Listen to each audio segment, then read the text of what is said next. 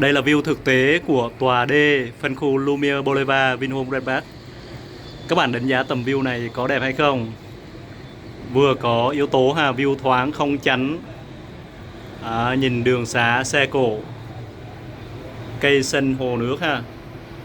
Nói chung view ngoài cảnh như vậy là quá xuất sắc rồi ha. Chưa hết nha, có đường cao tốc. Đây chính là nhánh đường đi trên cao của vành đai 3 ha.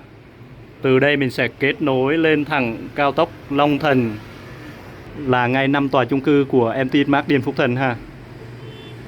Từ đây lên cao tốc Long Thành là khoảng 7 cây số.